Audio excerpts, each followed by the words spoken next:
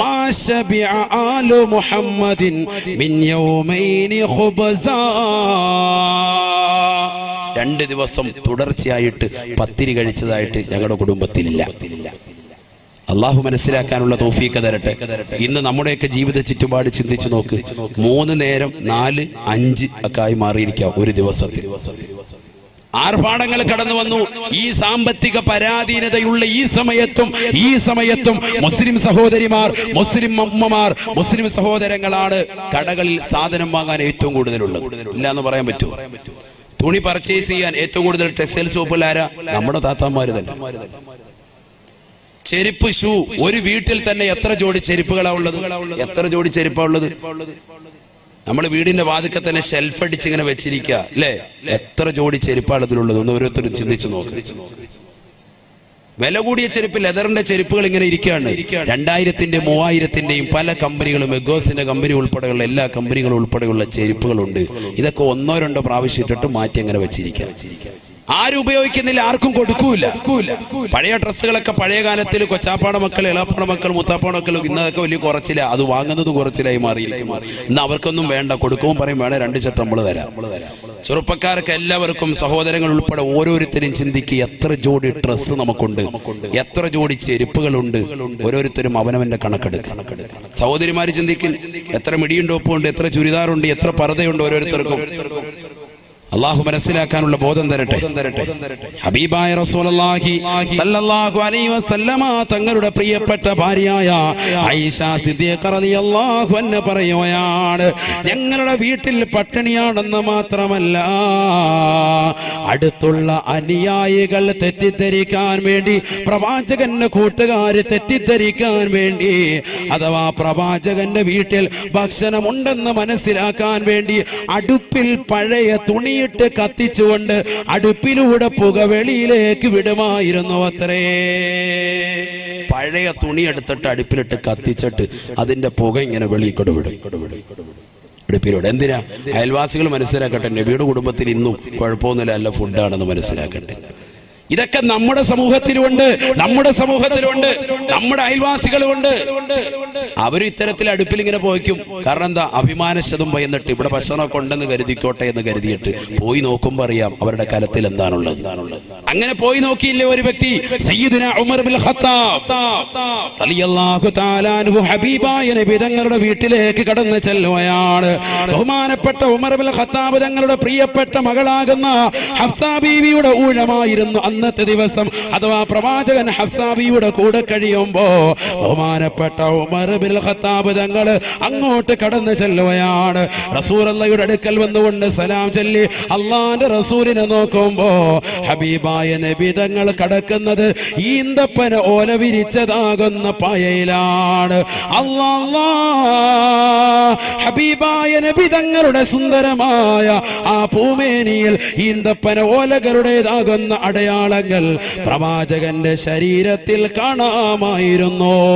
ഇത് കണ്ടപ്പോ ബഹുമാനപ്പെട്ട ഉമർ ബിൻ ഖത്താബ് റളിയല്ലാഹു തആല അൻഹു പൊട്ടിക്കരയുകയാണ്. അടുക്കളയിലേക്ക് പോയി നോക്കുമ്പോ ഹബീബായ നബി തങ്ങളുടെ വീടാ. ആരാണ് പ്രവാചകർ സഹോദരങ്ങളെ?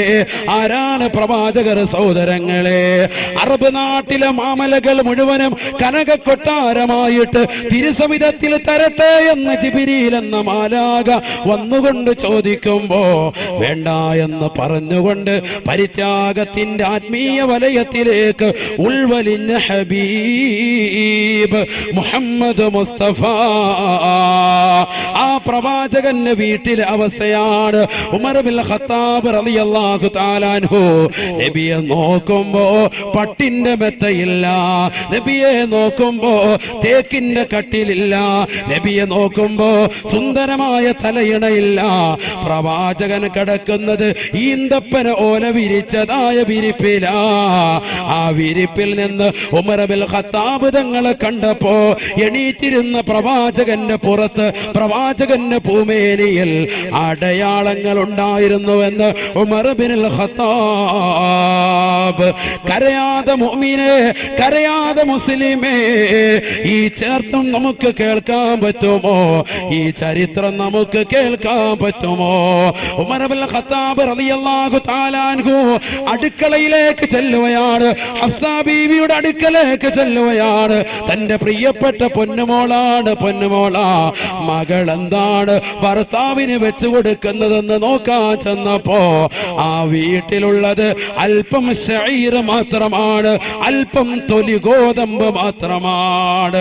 ആർക്കും വേണ്ടാത്ത ചണ്ടിയാകുന്ന തൊലി ഗോതമ്പ് മാത്രമാണ് ആ വീടിന്റെ മൂലയിൽ അല്പം കണ്ടത്.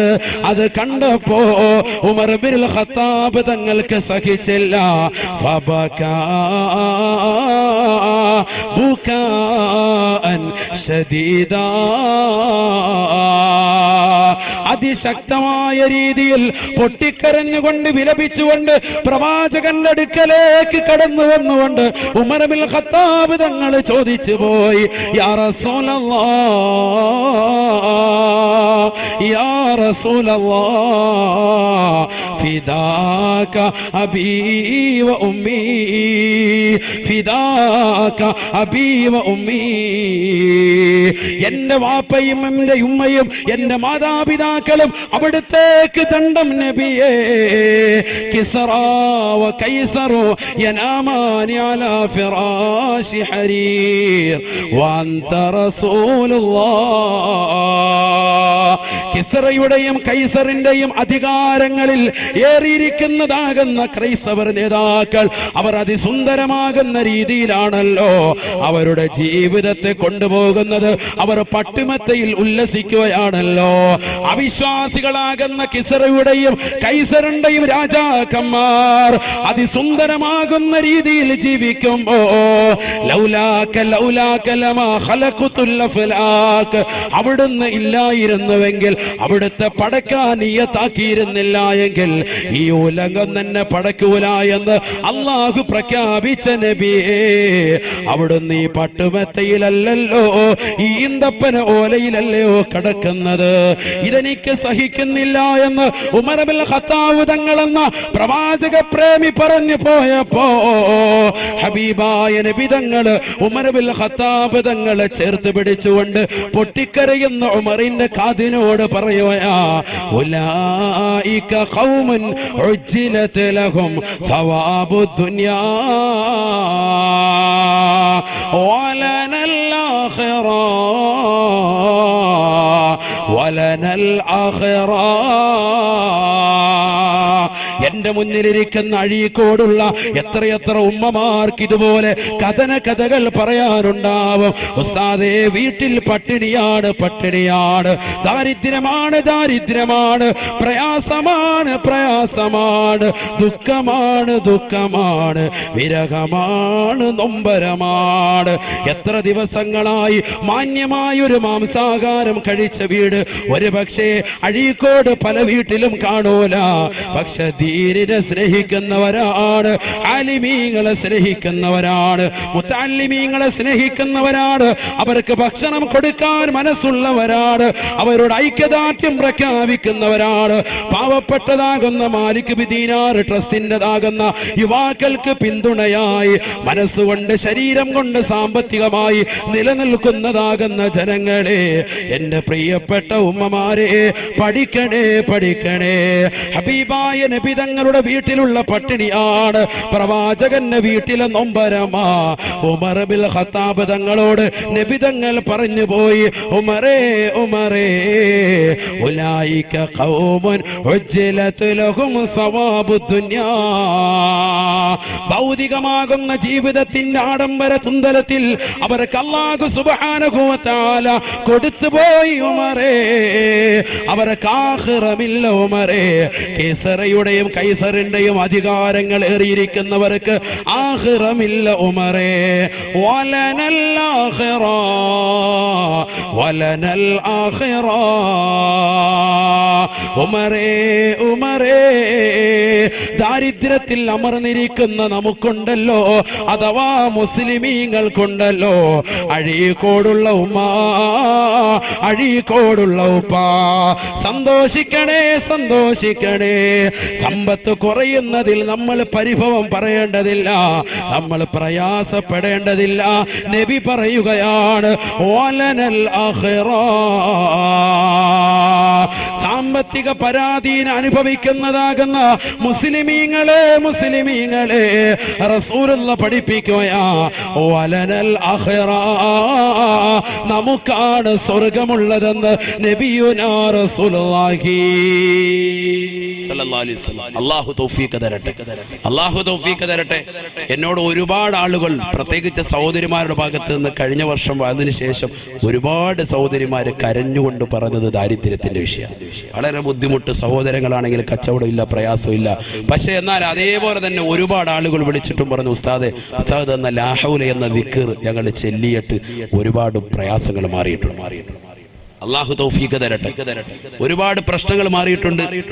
ഞങ്ങളൊക്കെ കടലുകൊണ്ട് ജീവിക്കുന്ന ആളുകളാണ്, കൂലിപ്പണിക്കാരായ ആളുകളുണ്ട്, അവർക്കൊക്കെ റാഹത്ത് കിട്ടിയിട്ടുണ്ട് ലാ ഹൗല എന്ന ദിക്ർ. അത് ഞാൻ പറഞ്ഞതല്ല, ആര് പറഞ്ഞതാ? ബഹുമാനപ്പെട്ട റസൂലുള്ളാഹി. ലാ ഹൗല കൻസും മിൻ കുനൂസിൽ ജന്ന, സ്വർഗ്ഗത്തിൽപ്പെട്ട നിധിയാണ് എന്ന് മുഹമ്മദ് റസൂലുള്ളാഹി. അത് അനുഭവിച്ചറിയണം എന്ന് പറഞ്ഞാൽ ചെല്ലി അറിഞ്ഞാലേ അറിയുള്ളൂ. തഴവ ഉസ്താദിന്റെ ഭാഷയിൽ പറഞ്ഞാൽ അതൊരു ലേഹ്യമാണ്, ഇത് ഡെയിലി കഴിക്കേണ്ട ലേഹ്യവുമാണ്, മുടങ്ങാതെ കഴിക്കേണ്ടതാകുന്ന ലേഖ്യാണ്. അല്ലാഹു തൗഫീഖ് തരട്ടെ. ജീവിതം എപ്പോഴും സ്റ്റൈലാ, അതിനൊരു ശക്കുമിൽ ഒരിക്കലും ചിട്ട തെറ്റിപ്പോവരുതേ, അലസതയാൽ ഒഴിക്കരുതേ. ഒറ്റ ദിവസം മുടങ്ങാതെ ചെല്ലുക. എങ്ങനെ ചെല്ലണ്ട? ഞാൻ അതിനെ കൈതും കൂടി പറഞ്ഞിരുന്നു. ഷർത്ത് എന്ത്? ബിസ്മി ചേർത്തിട്ട് ചെല്ലണം. ബിസ്മില്ലാഹിർ റഹ്മാനിർ റഹീം. അതിനോട് ചേർക്കാൻ വേണ്ടി ഒരു വാവും കൂടി, വലാ ഹൗല വലാ ഖുവത ഇല്ലാ ബില്ലാഹിൽ അലിയ്യിൽ. അത് 101 പ്രാവശ്യം ചെല്ലുന്ന ആളുകൾ എത്ര പേരുണ്ടെന്ന് കൈവക്കിക്ക്. നിത്യമാക്കിയ ആളുകൾ കഴിഞ്ഞ വർഷം മുതൽ.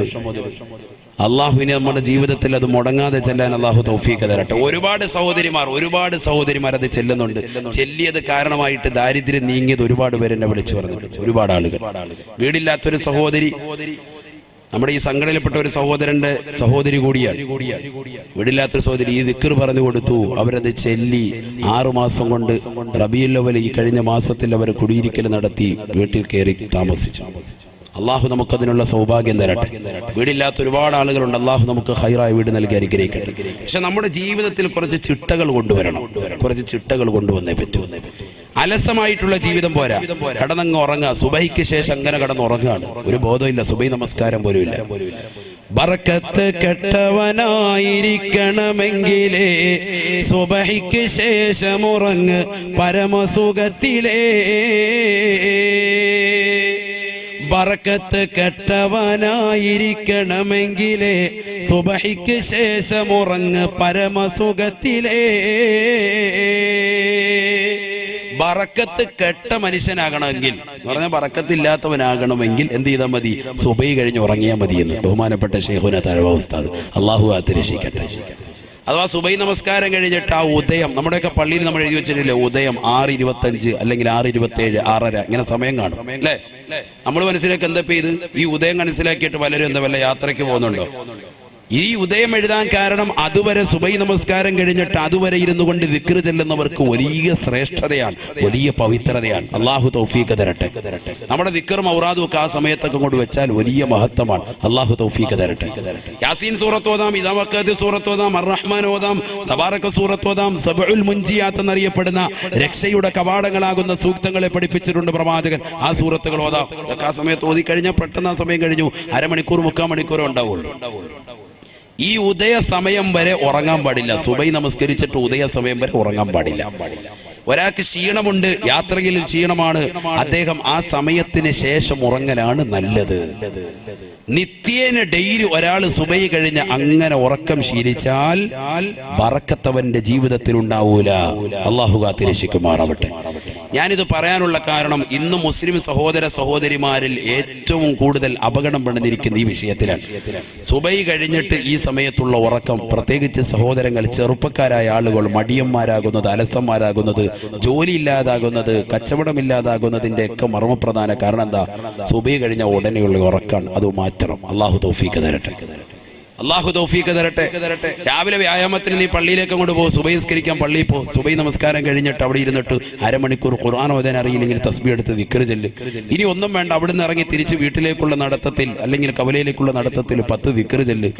ആ ഉദയത്തിന്റെ സമയം കഴിഞ്ഞിട്ടേ ക്ഷീണമുള്ള ആളുകൾ അല്പം കടക്കാവുള്ളൂ, അല്ലാതെ കടക്കാൻ പാടില്ല. അള്ളാഹു തൗഫീഖ് തരട്ടെ. കാരണം ഇത് ഫിത്നയുടെ കാലഘട്ടമാണ്.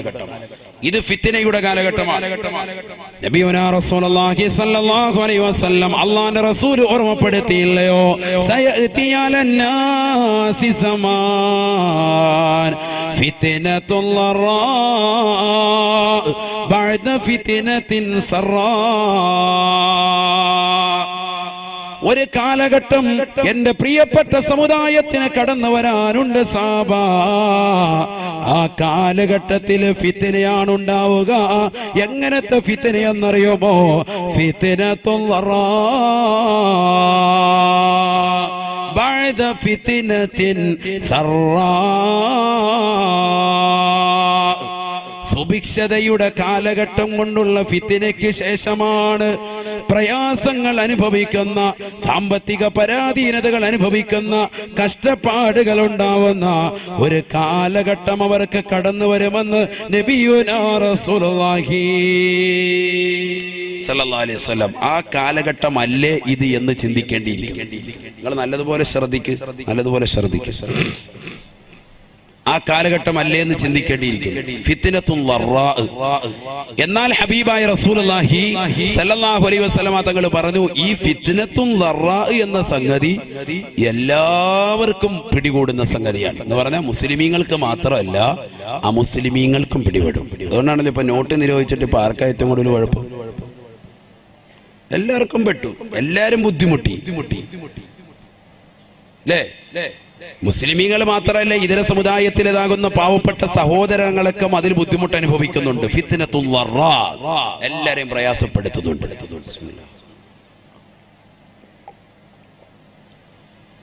ഇപ്പൊ ന്യൂ ഇയറിന്റെ തന്നെ വാർത്ത എന്താ? പെട്രോളിനും ഡീസലിനും വില കൂട്ടി. ഫിത്നത്തുൽ ലറാ ആണത്. എല്ലാവർക്കും ഫിത്നയാണ് മൊത്തത്തിൽ. സാമ്പത്തിക ബുദ്ധിമുട്ട്, കൺസ്ട്രക്ഷൻ വർക്കുമായി മുന്നോട്ട് പോയവർക്ക് അതിന്റെ പ്രയാസം. അതുപോലെ തന്നെ വീട് എടുക്കാൻ വേണ്ടി ജോലിക്കാര് പണി അന്വേഷിച്ചുകൊണ്ട് എത്രയോ സഹോദരങ്ങളാണ്. ബംഗാളികളൊക്കെ നാട്ടിൽ നിന്ന് അങ്ങോട്ട് തിരിച്ചു പോവാണ്, റിട്ടേൺ പോവാ. മുമ്പ് ബംഗാളികൾ ലീവിന് പോയിക്കൊണ്ടിരുന്നത് നമ്മുടെ നാട്ടിൽ നിന്ന് ആന്ധ്രാപ്രദേശത്തിലേക്ക് ബസ് പിടിച്ച്, ടൂറിസ്റ്റ് ബസ് പിടിച്ച്, AC ഉള്ള ബസ്സിൽ പിടിപ്പിച്ച് അതിൽ യാഹത്തായിട്ട് യാത്ര ചെയ്തു. 3 ലക്ഷം രൂപയാണ് ബസ്സിന് കൂലി കൊടുത്തത്. 3 ലക്ഷം രൂപ. കോട്ടയത്ത് നിന്ന് യാത്ര പോയതാണ്, നമ്മുടെ നാട്ടിൽ കുമ്മനത്ത് നിന്ന് യാത്ര പോയതാണ്. ഞാനത് പറയാൻ കാരണം നമ്മുടെ ഒരു സഹോദരനാണ് അതുമായി ബന്ധപ്പെട്ടത് കൊടുത്തത്, എല്ലാം കറക്റ്റ് ചെയ്ത് കൊടുത്തത് കൊണ്ടാണ്. 3 ലക്ഷം രൂപ.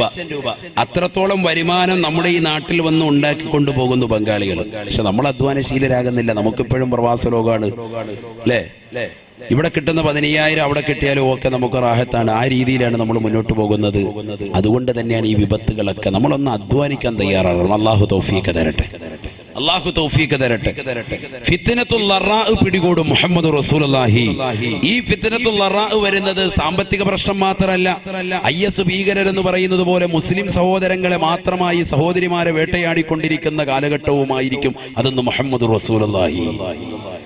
അങ്ങനെ ആ കാലഘട്ടം മുന്നോട്ട് പോകുമ്പോ ഹബീബായ നബി തങ്ങൾ പറയുകയാണ്, സയഅതി അലന്നാസി ബഅദ ദാലിക ഫിത്ന. ഫിത്നത്തുൽ ലറായിലൂടെ സുഭിക്ഷതയുടെ കാലഘട്ടത്തിന് ശേഷമുള്ള ലറാഉൽ ബുദ്ധിമുട്ടിൻ്റെതാകുന്ന പ്രയാസത്തിന്റെ കാലഘട്ടം ജനങ്ങൾക്ക് വന്ന് നിൽക്കുമ്പോ ഒരു ഫിത്ന കൂടി കടന്നു വരും സാബാ. ഫിത്നത്തുൻ അമിയാ സമ്മാ.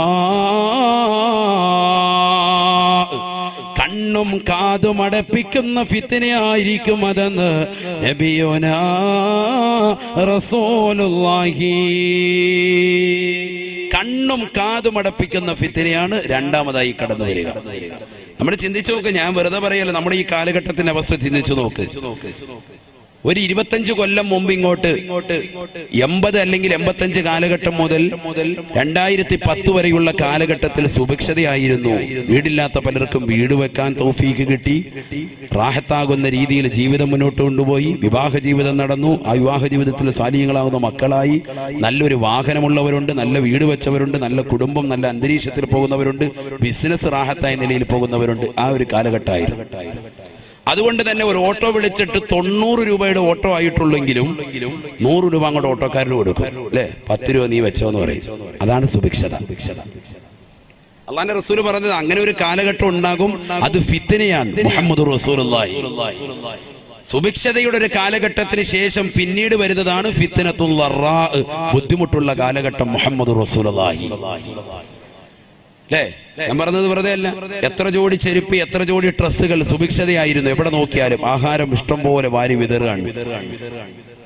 ആഴ്ചയിൽ ഒരു ദിവസമെങ്കിലും മാംസാഹാരം കൊടുക്കണം കുടുംബത്തിനെന്ന് പഠിപ്പിച്ച മതമാണ് പരിശുദ്ധ ശരീഅത്തുൽ ഇസ്ലാം. അത് വ്യക്തമായി രേഖപ്പെടുത്തിയ ഗ്രന്ഥമാണ് ഫത്ഹുൽ മുഈൻ.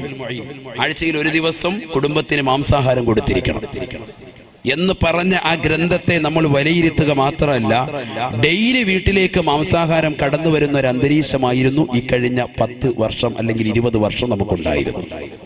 എല്ലാ ദിവസവും നമ്മൾ മീൻ വാങ്ങും, എല്ലാ ദിവസവും ഇറച്ചി വാങ്ങും. എന്നാൽ ഇനി ഒരു ഫിത്നയുടെ കാലഘട്ടത്തിലേക്കാണ് നമ്മൾ പോയിക്കൊണ്ടിരിക്കുന്നത്. ആര് പറയാൻ? മുഹമ്മദ് റസൂലുള്ളാഹി സ്വല്ലല്ലാഹി അലൈഹി വസല്ലം തങ്ങൾ പറയുന്നു, ഫിത്നത്തുൽ ളറാ, സാമ്പത്തികപരമായി പ്രയാസം, ശാരീരികപരമായി പ്രയാസം, ജോലിയില്ലാത്ത അവസ്ഥ, മൊത്തത്തിൽ സാമ്പത്തിക ബുദ്ധിമുട്ട്, അങ്ങനെ വരെ സാമ്പത്തിക മാന്ദ്യം പിടികൂടുകയാണ്. ഇങ്ങനെ മുന്നോട്ട് പോകുമ്പോഴാണ് അടുത്ത ഫിത്ന വരുന്നത്. അതേതാ ഫിത്ന? ഫിത്നത്തുൻ അമിയാ ഉസമ്മാ,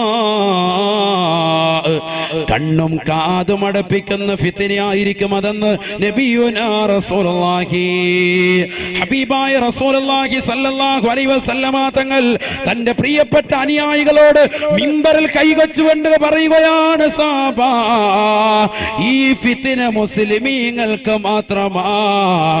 ഫിത്നത്തുൽ ളറാ അഥവാ സാമ്പത്തിക പ്രശ്നങ്ങൾ ലോകർക്ക് മുഴുവനും ഉണ്ടാവുമെങ്കിൽ ഫിത്നത്തുൻ അമിയാ ഉസമ്മാ, കണ്ണും കാതും അടപ്പിക്കുന്ന ഫിത്ന മുസ്ലിമീങ്ങൾക്ക് മാത്രമായിരിക്കും ഉണ്ടാവുക എന്ന് നബിയുനാ റസൂലുള്ളാഹി. അഥവാ മുസ്ലിമീങ്ങൾ കൈകാലിട്ടടിച്ചുകൊണ്ട് രക്ഷിക്കണേ എന്ന് ലോകത്തോട് യാചിച്ചാലും കേണപേക്ഷിച്ചാലും ഒരാൾ പോലും അവരെ കേൾക്കൂല, ഒരാൾ പോലും അവരെ കണ്ടെന്ന് വരുത്തൂല. കണ്ടില്ലയോ നിങ്ങൾ മ്യാൻമറിലെ റോഹിംഗ്യൻ മുസ്ലിമീങ്ങൾ, പാവപ്പെട്ടതാകുന്ന സഹോദരങ്ങൾ അവരുടെ ശരീരത്തിലേക്ക് കുന്തം കുത്തിയിറക്കിയിട്ട് പച്ചയ്ക്ക് കൊണ്ടുവന്നിട്ട് കത്തിക്കുന്നത് കണ്ടില്ലയോ? അവരുടെ ശരീരത്തിലേതാകുന്ന അവയവങ്ങൾ ഇഞ്ചിഞ്ചായി മുറിച്ചത് കണ്ടില്ലയോ? കുടൽമാല വെളിയിലേക്ക് ചാടിച്ചത് കണ്ടില്ലയോ? വാട്സാപ്പിലും ഫേസ്ബുക്കിലുമായിട്ട് അതിന്റെ ഫോട്ടോകൾ കൊണ്ട് നിറഞ്ഞില്ലയോ?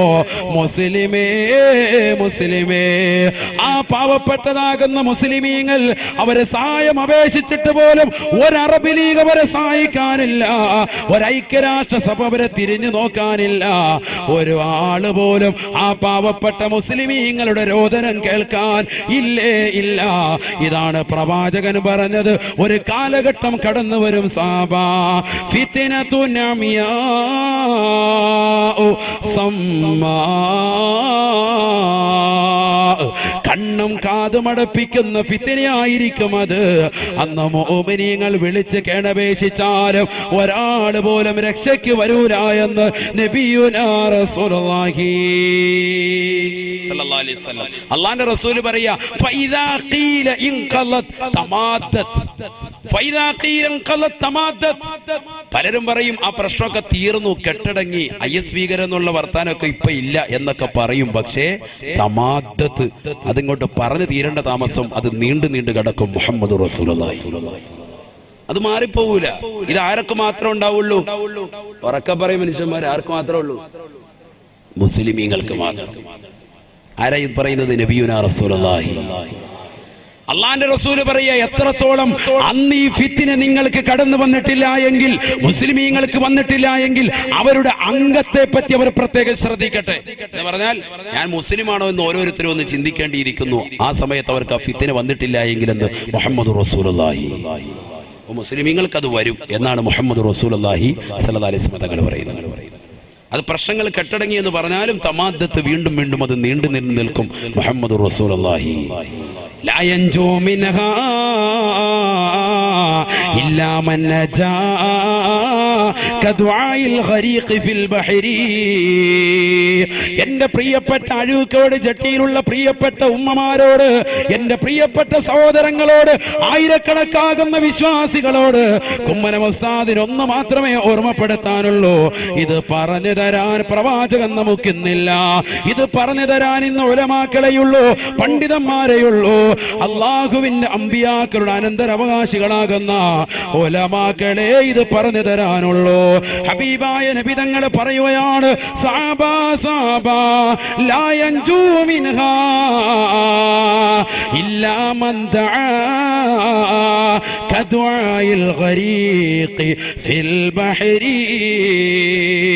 സമുദ്രത്തിൽ കടന്നുകൊണ്ട് എന്നെയൊന്ന് രക്ഷിക്കണേ, എന്നെയൊന്ന് രക്ഷിക്കണേ, എന്നെയൊന്ന് കരകയറ്റണേ എന്ന് നീന്തലറിയാത്ത മനുഷ്യൻ കടന്നുകൊണ്ട് അവന്റെ ജീവൻ അപകടത്തിൽ പെടുന്ന സമയത്ത് നിലവിളിച്ചുകൊണ്ട് ദുആഇരക്കുന്നത് പോലെ പൊട്ടിക്കരഞ്ഞുകൊണ്ട് ദുആഇരക്കുന്ന മുഅ്മിനല്ലാതെ രക്ഷപ്പെടൂല എന്ന് നബിയുനാ റസൂലുള്ളാഹി. ഈ കാലഘട്ടത്തിൽ എൻ്റെ പ്രിയപ്പെട്ട സഹോദരങ്ങൾ, ഡിസംബറിന്റെ കരുങ്കോച്ചെന്ന തണുപ്പ് വിട്ടിട്ടില്ലാത്ത ഈ ജനുവരി മാസത്തിൽ എൻ്റെ പ്രിയപ്പെട്ട മുഅ്മിനെ പതച്ചൂടി നീ കടങ്ങരുതേ, നീ പതച്ചു മൂടി കടക്കരുതേ. തഹജ്ജുദ് നമസ്കരിക്കണേ, റബ്ബിലേക്ക് പൊട്ടിക്കരുത് ദുആഇരക്കണേ. ഹബീബായ റസൂലുള്ളാഹി സ്വല്ലല്ലാഹു അലൈഹി വസല്ലമ തങ്ങൾ തന്റെ പ്രിയപ്പെട്ട അനുയായികളോട് ഓർമ്മപ്പെടുത്തുകയാണ്, പാവപ്പെട്ട മുസ്ലിമീങ്ങളെ മാത്രമായി ലക്ഷ്യമിട്ടുകൊണ്ട് ഒരു ഫിത്തിന കടന്നു വരാനുണ്ട് സാബാ, ഒരു ഫിത്തിന കടന്നു വരാനുണ്ട് സാബാ.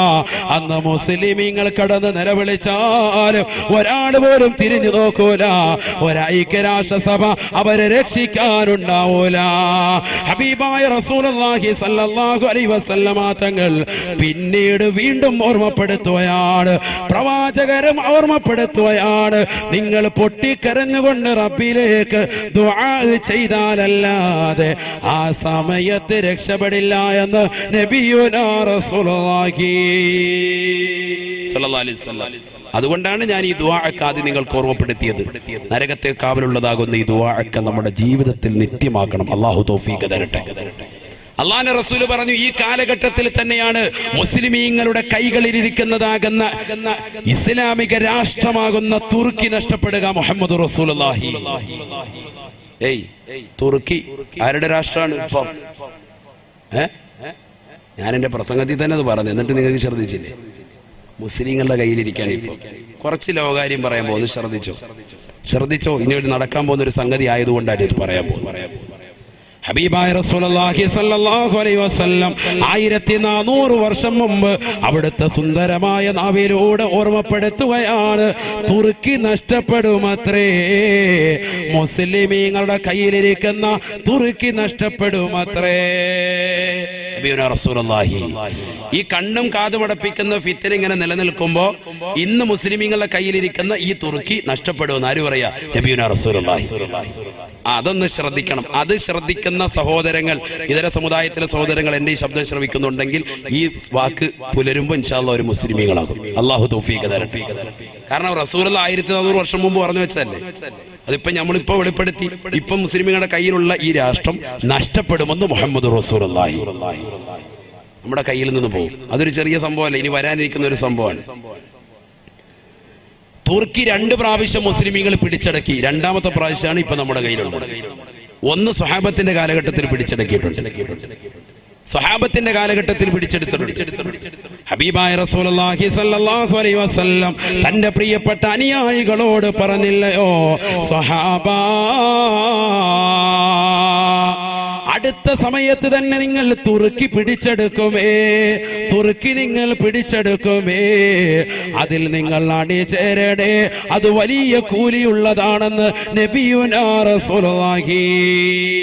ആ ധർമ്മസമരത്തിന് വേണ്ടി അനുയായികൾ പോകുമ്പോ അബൂ അയ്യൂബുൽ അൻസാരി റളിയല്ലാഹു തആല അൻഹു അതിന്റെ നേതൃപടവും അലങ്കരിച്ചിരുന്നു അത്രേ. അബൂ അയ്യൂബുൽ അൻസാരി റളിയല്ലാഹു അൻഹുവിന്റെ നേതൃത്വത്തിലാണ് തുർക്കി പിടിച്ചിട്ട്. ആരാ അബൂ അയ്യൂബുൽ അൻസാരി റളിയല്ലാഹു അൻഹു? ആരാ അബൂ അയ്യൂബുൽ അൻസാരി റളിയല്ലാഹു അൻഹു? അദ്ദേഹത്തിന്റെ വീട്ടുമുപ്പടിക്കലാണ് അള്ളാന്റെ റസൂലിന്റെ ഒട്ടകം വന്ന് മുട്ടുകുത്തിയത്. പണ്ട് നമ്മൾ മദ്രസയിൽ പഠിച്ച ചരിത്രമാണ്. അള്ളാന്റെ റസൂൽ സല്ലല്ലാഹു അലൈഹി വസല്ലമ തങ്ങൾ പലായനം ചെയ്ത് കടന്നു വരുമ്പോ അബൂ അയ്യൂബ് അൽ അൻസാരിയുടെ വീട്ടുപടിക്കലാണ് ഒട്ടകം മുത്തുകുത്തിയത്. ആ അബൂ അയ്യൂബ് അൽ അൻസാരി റളിയല്ലാഹുവിന്റെ കാര്യമാണ് നമ്മൾ ഈ പറയുന്നത്. അദ്ദേഹം ഈ തുർക്കി പിടിച്ചെടുക്കുന്നതിനുള്ള സഹാബത്തിന്റെ കൂടെ പോവുകയും വിജയശ്രീലാളിതരായി തുർക്കി അവരുടെ കയ്യിൽ അഥവാ ഇസ്ലാമിക രാഷ്ട്രമാവുകയും ചെയ്തു. ഇനി തെറ്റിദ്ധരിക്കരുത്, എന്റെ വാക്ക് കേട്ടിട്ട് തുർക്കി പിടിച്ചെടുക്കാന്ന് പറഞ്ഞതിലൂടെ വാളും വരിചേട്ട് പോയി തലവെട്ടിക്കളഞ്ഞ് കൈകാലുകൾ ഛേദിച്ചിട്ട് അംഗവൈകല്യം ഉണ്ടാക്കുക എന്ന അർത്ഥത്തിലല്ല നമ്മുടെ പിടിച്ചെടുക്കൽ എന്ന് പറഞ്ഞാൽ. ഇത് ധർമ്മസമരമാണ്. മുസ്ലിമീങ്ങളുടെ പിടിച്ചെടുക്കൽ എന്ന് പറഞ്ഞാൽ ഇസ്ലാമികമാകുന്ന ആശയങ്ങളും ആദർശങ്ങളും ആ സമുദായത്തിൽ, ആ ജനങ്ങളിൽ സ്വാതന്ത്ര്യം ഉണ്ടാക്കി കൊടുക്കുക. അതാണ് പിടിച്ചെടുക്കുക എന്ന് പറഞ്ഞതിന്റെ അർത്ഥം. മനസ്സിലായില്ലേ? ഇസ്ലാമികമാകുന്ന ആശയവും ആദർശങ്ങളും അവർക്ക് നടപ്പിലാക്കാനുള്ള സ്വാതന്ത്ര്യം ഉണ്ടാക്കി കൊടുക്കുക. അതിനുവേണ്ടി തുർക്കി ഇസ്ലാമിക രാഷ്ട്രമായി. അതിനുശേഷം മുസ്ലിമീങ്ങളുടെ കയ്യിൽ നിന്ന് വീണ്ടും നഷ്ടപ്പെട്ടു. പിന്നീട് രണ്ടാമത് മുസ്ലിമീങ്ങൾ പിടിച്ചതാണ് AD 15-ാം നൂറ്റാണ്ടിൽ പിടിച്ചെടുക്കുന്നത്. ആ പിടിച്ചെടുക്കലാണ് ഇപ്പോഴും നിലനിൽക്കുന്നത്. അന്ന് തുർക്കി പിടിച്ചെടുത്ത സമയത്ത് അന്ന് അവിടെ ഉണ്ടായിരുന്നതാകുന്ന ഓർത്തഡോക്സ് വിഭാഗക്കാർ റഷ്യയിലേക്ക് പലായനം ചെയ്തു. തൊട്ടടുത്തുള്ള രാജ്യമാണ് റഷ്യ. അങ്ങോട്ട് പലായനം ചെയ്തു. ഇന്ന് റഷ്യയിൽ 77% ഓർത്തഡോക്സുകാരാണ്. റഷ്യൻ നേവി ബേസ് 6 ഭാഗങ്ങളിലായിട്ട് 6 നേവി ബേസ് ഇപ്പോൾ തന്നെ റഷ്യയുടെ ഭാഗങ്ങളിൽ അഥവാ തുർക്കിയുടെ അറ്റത്തായിട്ട് അവർ ഇപ്പോൾ തന്നെ താവളം അടിച്ചിട്ടുണ്ട്. ലേറ്റസ്റ്റ് ന്യൂസ് ആണ് ഇപ്പോൾ ഈ പറഞ്ഞത്.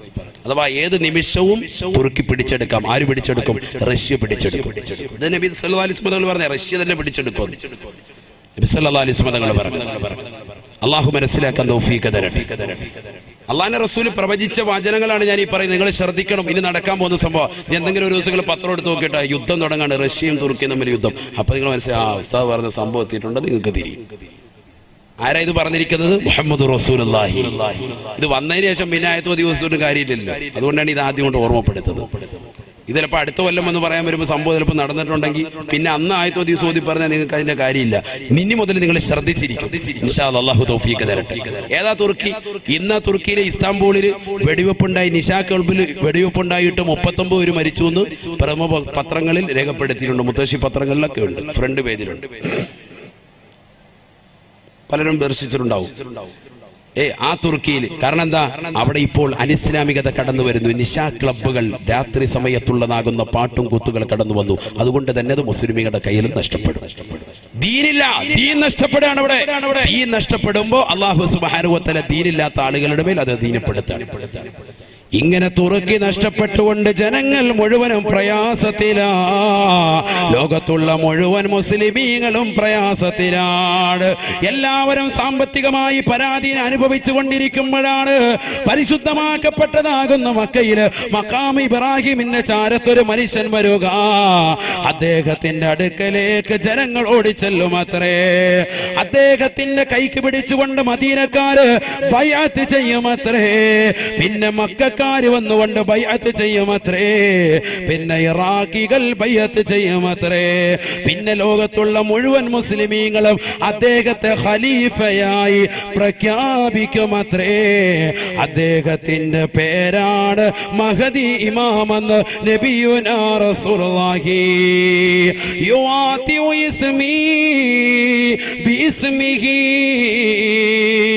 വഇസ്മു അബീഹി ബിസ്മി അബീ മിൻ ഔലാദി ഫാത്തിമ മിൻ സുലാലത്തി ഹസൻ. ഹബീബായ റസൂലുള്ളാഹി സ്വല്ലല്ലാഹു അലൈഹി വസല്ലമ തങ്ങൾ തന്റെ പ്രിയപ്പെട്ട അനുയായികളോട് ഓർമ്മപ്പെടുത്തുകയാണ്, സഹാബത്തെ മഹദി ഇമാം കടന്നു വരുന്ന സമയമാ. അദ്ദേഹം പരിശുദ്ധമാക്കപ്പെട്ട ഹറം ഷരീഫിൽ മഖാം ഇബ്രാഹിമിന്റെ സ്ഥലത്ത് വന്നുകൊണ്ടിരിക്കുമെന്ന് നബിയുനാ റസൂലുള്ളാഹി മിൻ ഔലാദി ഫാത്തിമ. മദീനക്കാരനാണ് ബഹുമാനപ്പെട്ട മഹദി ഇമാം. എന്റെ മകളാകുന്ന ഫാത്തിമയുടെ മക്കളിൽപ്പെട്ടതാണ്. മിൻ സുലാലത്തി ഹസൻ, ഹസനിന്റെ പേരക്കുട്ടിയാണ്, ഹസനിന്റെ പരമ്പരയിൽപ്പെട്ടതാണെന്ന് നബിയുനാ റസൂലുള്ളാഹി. യുആതിഉ ഇസ്മി ബിഇസ്മിഹി, എന്റെ പേര് അദ്ദേഹത്തിന്റെ പേരുമായി സാമ്യമുള്ളതാണ്, അഥവാ മുഹമ്മദ് എന്നായിരിക്കുമെന്ന് നബിയുനാ റസൂലുള്ളാഹി. വഇസ്മു അബീഹി ബിഇസ്മി അബീ, അദ്ദേഹത്തിന്റെ വാപ്പാന്റെ പേര് എന്റെ വാപ്പാന്റെ പേരിനോട് സാമ്യമുള്ളതാണ്, അഥവാ അബ്ദുള്ള എന്നായിരിക്കുമെന്ന് നബിയുനാ റസൂലുള്ളാഹി. പക്ഷെ മഹദി ഇമാമിന് ആ സമയത്ത് എത്ര വയസ്സുണ്ടാകും? 40 വയസ്സുണ്ടാകും. മഹദി ഇമാമിന് മഹദി ഇമാമാണെന്ന് അറിയണമെങ്കിൽ വയസ്സ് എത്ര ആകണം? 40 ആകണം. അതുകൊണ്ടാണ് അത്രയും വൈകിയത്. ഇപ്പൊ മഹദി ഇമാം ഇപ്പൊ വന്നിട്ടുണ്ടോ, ജനിച്ചിട്ടുണ്ടോ? അല്ലാഹു അഅലം. ഒരു ഫാത്തിഹ ഡെയിലി ഓതിക്കോളി. അള്ളാഹുവരുടെ മദദ് നൽകി അനുഗ്രഹിക്കുമാറാവട്ടെ. കാരണം എന്താ, 40 കൊല്ലം കഴിയുമ്പോഴേ ആർക്ക് മഹദി ഇമാമിന് മഹദി ഇമാമാണെന്ന് തിരിച്ചറിവുണ്ടാവുള്ളൂ. അന്ന് മക്കയുടെ ഒരു സൈഡിൽ വന്ന് അദ്ദേഹം ഇരിക്കും. പരിശുദ്ധമാക്കപ്പെട്ട റുക്നുൽ യമാനിന്റെയും മഖാം ഇബ്രാഹിമിന്റെ ഇടയിലായിരിക്കും അദ്ദേഹം വന്നിരിക്കുക എന്ന് മുഹമ്മദ് റസൂലുള്ളാഹി. ഒരു രാത്രിയിലായിരിക്കും അത്. ആ രാത്രിയിൽ ജനങ്ങൾ മുഴുവനും, അഥവാ ആദ്യമായിട്ട് മദീനക്കാർ, പിന്നെ മക്കക്കാർ, പിന്നെ ഇറാഖികൾ, പിന്നെ ലോകത്തുള്ള മുഴുവൻ മുസ്ലിമീങ്ങളും വന്ന് അദ്ദേഹത്തെ ബൈഅത്ത് ചെയ്യും. നബിയുനാ റസൂലുള്ളാഹി. മനസ്സിലാക്കുന്നുണ്ടോ? അപ്പൊ ആ കാലഘട്ടത്തിലേക്ക് എത്തിക്കൊണ്ടിരിക്കാൻ ഞാൻ അതിനാണ് ഓർമ്മപ്പെടുത്തിയത്. ആദ്യം തന്നെ ഇതങ്ങോട്ട് പറഞ്ഞത് അതാണ്. കുറച്ച് ദുആകൾ പറഞ്ഞിട്ട് ഈ കാലഘട്ടത്തെ പറ്റി നിങ്ങളോട് വിശദീകരിച്ചതാണ്. ഹബീബായ റസൂലുള്ളാഹി സ്വല്ലല്ലാഹു അലൈഹി വസല്ലം അല്ലാഹുവിന്റെ റസൂൽ പറയുകയാ, ലാ യൻജു മിൻഹാ ഇല്ലാ മൻ നജാ കദുആഇൽ ഗരീഖി ഫിൽ ബഹരി. സമുദ്രത്തിൽ അകപ്പെട്ടതാകുന്ന മനുഷ്യൻ ഇഖ്ലാസോടുകൂടി, നിഷ്കളങ്കതയോടുകൂടി കൂടിയല്ലാതെ പറയൂല, എന്നെ രക്ഷിക്കണേ രക്ഷിക്കണേ എന്ന്. നീന്തലറിയാത്തവൻ നിഷ്കളങ്കതയോടുകൂടി പറയൂല. ആ നിഷ്കളങ്കതയായിരിക്കണം നിങ്ങളുടെ ദുആയിൽ ഉണ്ടാവേണ്ടതെന്ന് നബിയുനാ റസൂലുള്ളാഹി. ഇന്ന് മുസ്ലിമീങ്ങളാകുന്ന നമുക്ക് പ്രാർത്ഥിക്കാൻ എവിടുന്നാണ് സമയം? ദുആയില്ല, ദുആയില്ല. നമസ്കാരങ്ങൾക്ക് ശേഷമുള്ള പ്രാർത്ഥനകൾ നമ്മൾ അവഗണിച്ചില്ലയോ? ഹബീബായ നബി തങ്ങൾ ഓർമ്മപ്പെടുത്തിയില്ലയോ? സഹാബത്തെ സലാസു ദഅവാതിൻ മുസ്തജാബ, 3 പ്രാർത്ഥനകൾക്ക് വല്ലാതെ ഉത്തരം ലഭിക്കുന്നതാ. 3 പ്രാർത്ഥനകൾക്ക് വല്ലാത്ത ഉത്തരം ലഭിക്കുന്നതാണ്. അതിലൊന്ന് പ്രവാചകൻ ഓർമ്മപ്പെടുത്തിയത് ഫീ ദുബരി കുല്ലി സ്വലാത്ത്, എല്ലാ നമസ്കാരങ്ങൾക്ക് പിറകെയുള്ള ഉടനെയുള്ള പ്രാർത്ഥനയാ. അതിന് ഉത്തരമുണ്ടെന്ന് നബിയുനാ റസൂലുള്ളാഹി. അല്ലാഹു തൗഫീഖ് തരട്ടെ, അല്ലാഹു തൗഫീഖ് തരട്ടെ. നരകം എന്ന് പറയുന്നത് അത്രമേൽ പ്രധാനമായ സംഗതി കൊണ്ടാണ് രാവിലെ മുതൽ പ്രഭാതം മുതൽ അവന്റെ ദുആ നരകത്തെ തൊട്ട് കാവൽ തേടാനുള്ള കാര്യം. അത്രമേൽ പ്രധാനമായ സംഗതി. ബക്കറ്റ് പിരിവില്ലേ? ബക്കറ്റ് എല്ലാവരും നൽകി ലാസ്റ്റ് ദിവസമല്ലേ? അതുകൊണ്ട് ഇൻഷാ അല്ലാഹ് എല്ലാവരും കാര്യമായിട്ട് അല്ലാഹു തൗഫീഖ് നൽകട്ടെ. നമ്മുടെ സ്വതക്കെ അല്ലാഹു സ്വീകരിക്കുമാറാവട്ടെ, കബൂലാക്കുമാറാവട്ടെ. എല്ലാ വിഷമങ്ങളും പ്രയാസങ്ങളും അല്ലാഹു നീക്കി തരട്ടെ. അപകടങ്ങളെ തൊട്ട്, ദുരിതങ്ങളെ തൊട്ട്, വിപത്തുകളെ തൊട്ട് അല്ലാഹു കാത്ത് രക്ഷിക്കട്ടെ. ബിസ്മില്ലാഹിർ റഹ്മാനിർ റഹീം. വേഗം കൊടുക്കും. ബിസ്മില്ലാ. എല്ലാ സഹോദരങ്ങളും സഹോദരിമാരും ഇന്ന് ലാസ്റ്റ് ദിവസം കൊണ്ട് നിങ്ങളൊക്കെ കാര്യമായിട്ട് എല്ലാവരും സഹകരിക്കും ഇൻഷാ അല്ലാഹ്. ഇന്നലെ വരെ 50 ഇട്ടവർ ഇന്ന് മാറ്റി പിടിക്കും, 100 ആക്കി ഇൻഷാ അല്ലാഹ്. സാമ്പത്തിക ഭദ്രത നൽകും ഇൻഷാ അല്ലാഹ്. അല്ലാഹു തൗഫീഖ് തരട്ടെ. അതിനുള്ള ദിക്ർ ഞാൻ നിങ്ങൾക്ക് നൽകിയിട്ടുണ്ട്. ലാ ഹൗല, അത് എത്ര ചെല്ലാവോ അത്രയും നിങ്ങൾ വർദ്ധിപ്പിക്കുക. അല്ലാഹു നമുക്ക് എല്ലാ വിഷമങ്ങളും പ്രയാസങ്ങളും അല്ലാഹു നീക്കി തരട്ടെ. ഇൻഷാ അല്ലാഹ് എല്ലാവരും കാര്യമായി സഹകരിക്കും. നരക അത്രമേൽ പ്രധാനമായ സംഗതി ആയതുകൊണ്ടാണ് അതിനെ ഇത്രത്തോളം ദുആകൾ ഉലമാക്കൾ രേഖപ്പെടുത്തിയിട്ടുള്ളത്. പരിശുദ്ധ തിരുനബി മുഹമ്മദ് റസൂലുള്ളാഹി സ്വല്ലല്ലാഹി അലൈഹി വസല്ലം തങ്ങൾ പഠിപ്പിച്ചിട്ടുണ്ട്.